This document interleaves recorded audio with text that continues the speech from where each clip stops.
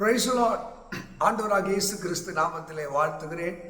தேவனுடைய பிரசன்னமும் கிருபையும் உங்களோடு இருப்பதாக. அருமையானவர்களே, சங்கீதம் 62 சங்கீதம் 5 வசனம், என் ஆத்துமாவே நீ ஏன் கலங்குகிறாய்? நான் நம்புகிறது அவரால் வரும்.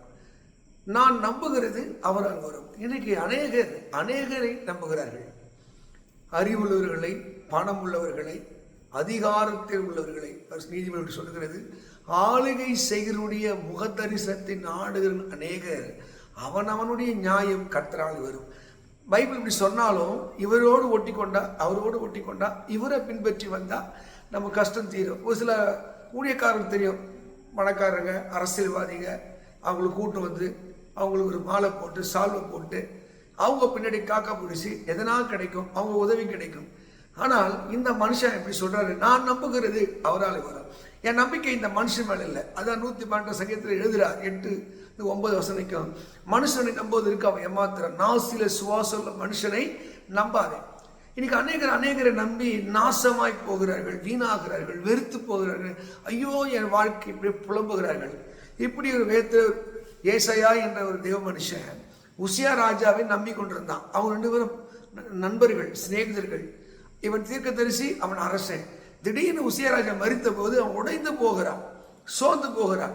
அப்பொழுதுதான் அவன் கர்த்தரை ஆண்டவரேன்னு தேடும் போது உன்னதம் உயரமான சிங்காசனத்திலே தேவன் வீற்றிருப்பதை அவன் கண்டு, ஓ பரிசுத்தர் என் கண்கள் கண்டதே, நான் அதமானேன் என்று புலம்புகிறான்.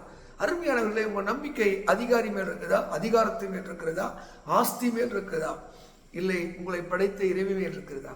பரிசுத்த வேதத்தில் இப்படி சொல்லுது, ரோமர் 12:12, நம்பிக்கையிலே சந்தோஷமாயிருங்கள். நீங்க நம்புகிற இந்த நம்பிக்கையில சந்தோஷமா இருக்கு. ஏன் நம்பிக்கையில சந்தோஷம் இல்லை அப்படின்னு பாத்தீங்கன்னா, எரேமியா புத்தகத்துல 17ஆம் அதிகாரம் 5 வசனத்துல, மனுஷன் மேல் நம்பிக்கை வைத்து மாம்சமானதை தன் புயபலமாக்கி கர்த்தரை விட்டு பின்வாங்க. நிறைய பேரு தான் உடம்பு மேல ஒரு நம்பிக்கை, இன்னொருத்த மேல நம்பிக்கை. ஆனால் மனுஷன் மேல நம்பிக்கை வைத்து தாம் மாம்சமானதை புயபலமாக்கினவர்கள், வெற்றி கண்டவர்கள் எல்லாரும் கிடையாது. திடீர்னு நம்பின மனுஷன் ஏமாற்றி விடுவான், அவன் இல்லாமல் கூட போய் விடுவான்.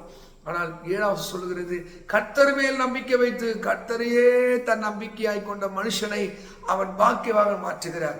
ஒருவேளை நீ இறை நம்பிக்கை உள்ள ஆளா இருக்கலாம், இறைவனை பின்பற்றுகிற ஆளா இருக்கலாம், இறைவனிடத்தில் ஏதோ ஒன்று எதிர்பார்க்கிற ஆளா இருக்கலாம். உங்க நம்பிக்கை சரியாக இருக்க வேண்டும். அதுதான் தாவீது, நான் நம்புகிறது அவரால் வரும், அவர்தான் என்னை உயர்த்துவார், அவர்தான் என்னை மேன்மையா வைப்பார். நம்பி பாருங்கள், உங்க நம்பிக்கை ஒரு நாள் வீண் போகாது. அங்கே ரோமர் 5 சொல்லுகிறது, அந்த நம்பிக்கை உங்களை வெட்கப்படுத்தாது. இந்த தெய்வத்தின் மேல் வைத்த நம்பிக்கை ஒரு நாள் உங்களை வெட்கப்படுத்தாது. யாரை நம்பி வந்தீங்க? எதற்காக வந்தீங்க? பாருங்க, இந்த உலகத்துல நம்பிக்கை இழந்த மனிதனை, அங்கே உதவாக்கரையான மனிதனை, பிரயோஜனமில்லாத மனிதனை, அவனுக்குள்ளே ஒரு நம்பிக்கை கொடு. நான் உன்னை விட்டு விலகுவதும் இல்லை, உன்னை நான் கைவிடுவதும் இல்லை, குப்பையிலேருந்து தூக்கி நான் உன்னை பிரபுக்களோடு அமர பண்ணுவேன் என்று உனக்கு எனக்கு நம்பிக்கை கொடுத்த தேவன், அவரை நம்பினவர்களை அவர் கைவிடுவதில்லை, அவரை நம்பினவர் மேல் குற்றம் சுமருவதில்லை. நீங்கள் அவர் நம்புறீங்களா? அவரை நம்பி வசனம் சொல்லுது, வெட்கப்பட்டு போகாதிருக்கிறார்கள். என் ஜனம் ஒரு நாளும் வெட்கப்படுவதில்லை.